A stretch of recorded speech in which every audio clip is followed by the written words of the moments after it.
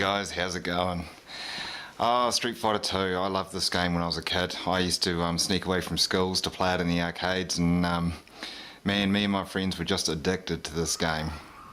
You know, we'd be having conversations in the lunch break and that, you know, who could beat who and can you do this move and, you know, all the usual stuff. It was just awesome. And growing up, I still love it. In fact, I'm pretty sure most guys have still got a lot of respect for this game. It was really awesome. And, you know, you guys have seen my arcade cabinets and everything like that. I mean, arcades sort of meant a lot to me, to be honest. I had some really fond memories of that time. And before I built the arcade cabinets, I was trying all sorts of ways to play it at home. Like, I built this here, well, I didn't build this, I modified this. This was basically a pad hack because this was originally a Pelican joystick, and what I did is I've put a Sanwa joystick in there and got some new buttons and everything, and it's actually, there we go, that's a little battery pack for it.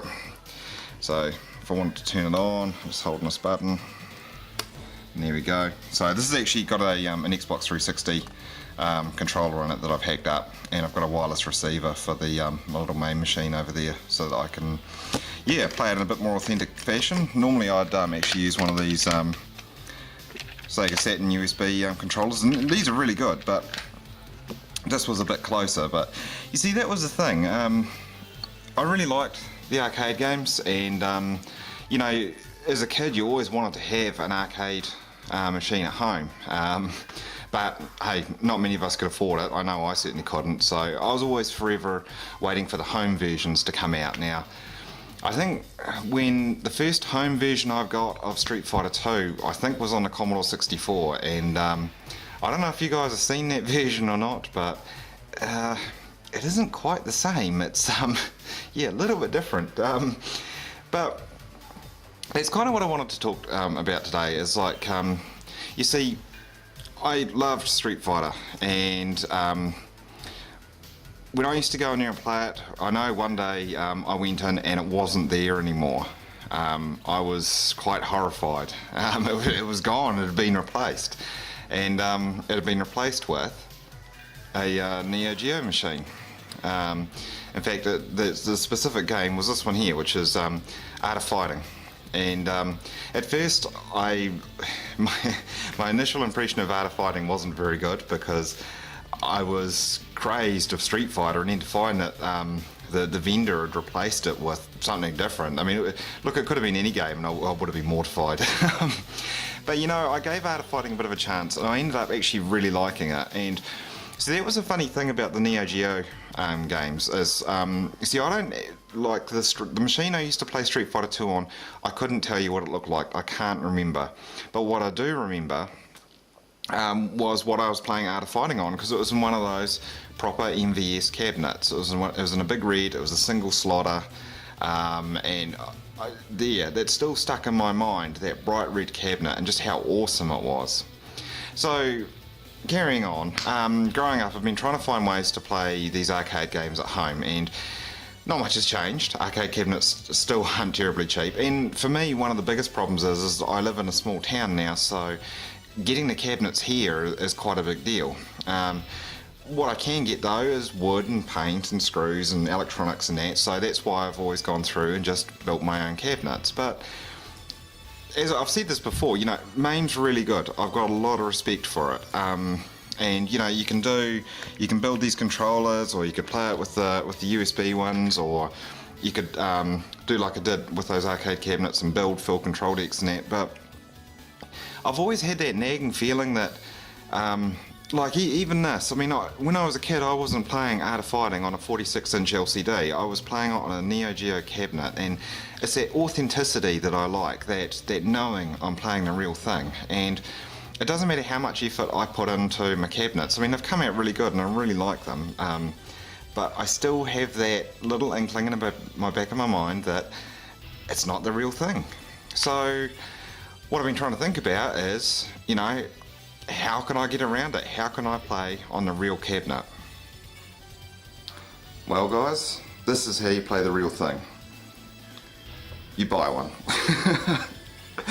So I wanted to share this with you guys. This is the first real life arcade machine I've ever actually owned. This is my MVS arcade cabinet, and as you can probably tell by the top up here, this is a 6-slotter.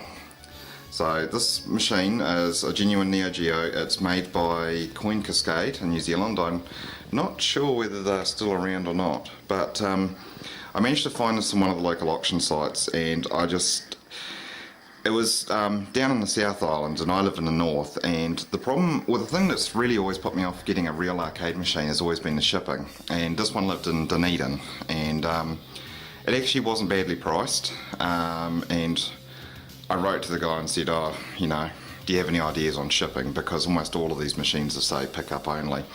But I struck it lucky. The guy actually worked for a shipping company, and he said, hey, no problem. In fact, he said, I'll ship it to you for free.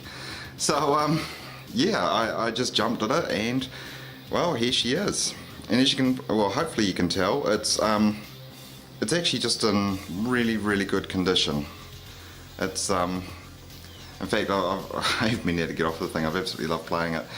Now, I mean, there's a few things that aren't quite perfect. I mean, this is an older machine, so, as usual, the lighting behind the marquees doesn't work really very well anymore. The top 3 are kind of dim, so maybe one day I'll replace it, I don't know. But for the time being, I'm just absolutely enjoying finally having a real life machine. Now, I'll see if I can't show you around a little bit. Now, I think from what I've seen, the pictures on the net, I think the button layout is slightly different on the New Zealand machines to the American ones. But we've got our credit indicators, start button, our game select. Okay, so inside, I've still got to go through and have a little bit of a clean up really, and as you can see the wiring sort of all over the place. I mean, to be honest, the inside of arcade machines is never that flattering from what I can tell.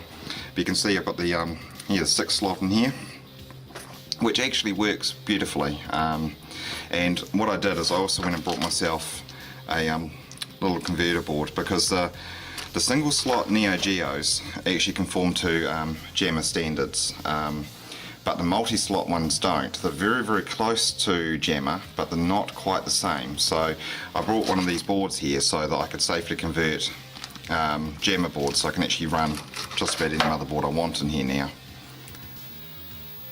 Even the coin mechanisms and that still work.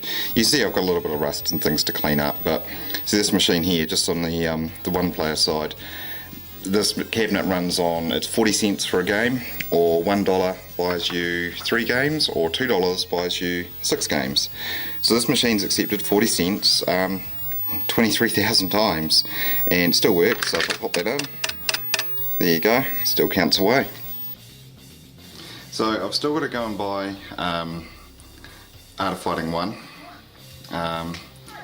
which is, you know, my childhood favourite. But you can see here that the screen is still in really good condition.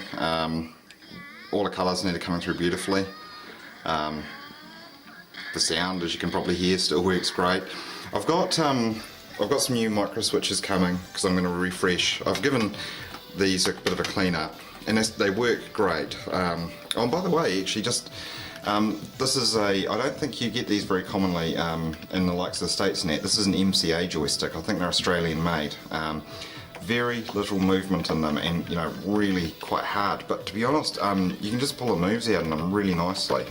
But joysticks are a thing where people have a lot of different preferences and that, so they're not for everyone. But it's what I remember as a kid, so I loved that. But I've got new micro switches coming for them because I've given them a clean up, but they're cheap, so I'm going to go and refresh all the micro switches and the joystick and the buttons and the speakers in it. A little bit tired, so I've got a new set of those coming as well. And of course games. It came with some games, so I'll show you those. Okay, so it came with about, I think it came with 12 games. So I got the original Metal Slug, Fatal Fury Special, Mutation Nation, NAM 1975, Puzzle Bobble or Bust a Move, Double Dragon, what else we got? Blues Journey, Samurai Showdown, oops, Spin Master, Burning Fight, That one there has been crossed out, but that's Fighter's Destiny and the King of Fighters 94. So it was just so awesome to get such a really wicked deal, and that's why I just wanted to share it with you guys. So yeah, there you go guys. Like I say, you can see that it's just, yeah, in beautiful condition really. It, like I said, I mean, it's showing its age in a few little places, but yeah, it's just fantastic. All the little things to remember, the memory card slot, little headphone jacks. I mean, these were just a wicked arcade machine really.